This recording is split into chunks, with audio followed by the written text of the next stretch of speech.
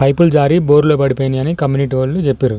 అసలు ఆ పైపులు జారిపోయినాయి నిజంగా, లేదంటే కమ్యూనిటీ వాళ్ళు తీసేసారా అని చెక్ చేసుకోవడానికి ఇప్పుడు మేమైతే మ్యాగ్నెట్ యూజ్ చేస్తున్నాము. అందులో పైపులు ఉంటే మ్యాగ్నెట్కి తగులుతాయి, పైపులు లేకపోతే ఈ మ్యాగ్నెట్ స్ట్రైట్గా కిందకి వెళ్ళిపోతుంది అనమాట. పైపులు ఉన్నాయా లేదా అన్నది చెక్ చేసుకోవడానికి మేమైతే మ్యాగ్నెట్ దించినాం బోర్లోకి.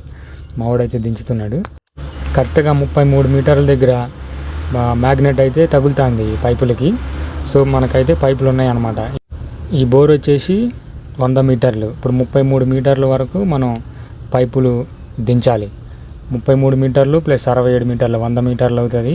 100 మీటర్లు మనం చేతుల మీద లేపలేం కాబట్టి అదిగాక మళ్ళీ ఫిషింగ్ టూల్ ఒకటి తయారు చేయాలి. తయారు చేసి పైపులు అయితే బయటికి తీయాలి. వస్తే వచ్చినట్టు, లేదంటే కొత్త బోరు డ్రిల్ చేయాల్సి ఉంటుంది.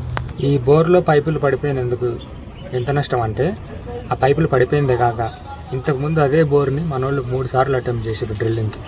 అంటే వేరు ప్లేసుల్లో అదే కమ్యూనిటీలో 3 బోర్లలో 2 డ్రై అయినాయి, ఒకటి సక్సెస్ అయింది. సక్సెస్ అయినా మనకు అదే ఫెయిల్ అవుతుంది, డ్రై అయినా అదే ఫెయిల్ అవుతుంది. ఎందుకంటే మనం 300 ఫీట్లు కొట్టినాం కాబట్టి ఒక్కొక్క బోరు సేమ్ ఫెయిల్ అవుతుంది. ఒక్కొక్క సైట్కి గాను 15,000 రూపాయలు డీజిల్ అయితే అయ్యింది. అట్లానే 3 బోర్లకి 45,000 రూపాయల డీజిల్, హ్యాండ్ పంపు, మన కాంక్రీట్కి, కుర్రాళ్ళ తిండికి, వాళ్ళ నైట్కి, వాళ్ళ జీతాలు, ఏది లేదనుకున్నా 2 లక్షలు అయితే ఆ బోర్లో పోసినట్లు అయిందనమాట.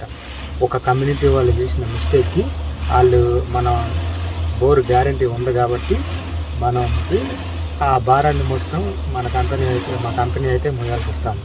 షార్ట్ నచ్చితే లైక్ చేయండి, అలానే సబ్స్క్రైబ్ చేసుకోండి. Thank you for watching.